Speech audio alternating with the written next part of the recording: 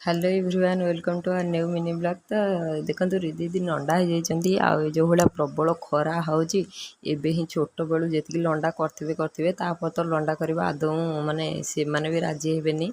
तो से छाड़ू जहाँ भी है तो पिला माने एठी खाई सारिकी आमको आसबार थिला दीपकर पुअर जन्मदिन को तो ताप गोटे गिफ्टे बछा बची करते आ रिधि तो भावुले दुकान टाक ही किनिदेवे एत खुशी हो जाते से सब जिनस देखिकी फाइनाली आमर गिफ्ट पैकेट हो गला आउ बहुत सुंदर भी है पूरा चॉकलेट सेप्र से है तो ताको नहीं पहुँचे तांको घरे तो सी पुआ से गिफ्ट को देखी बहुत खुशी माने तो खाली गेल कर पकाउ थाए।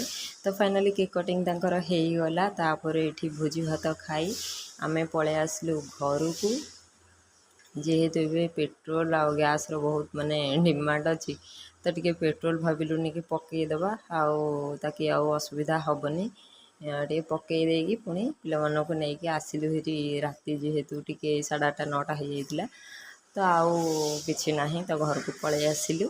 आ वीडियो जो यदि भल लगी प्लीज़ लाइक करेंगे, चैनल नुआ सब्सक्राइब करेंगे। Tata bye.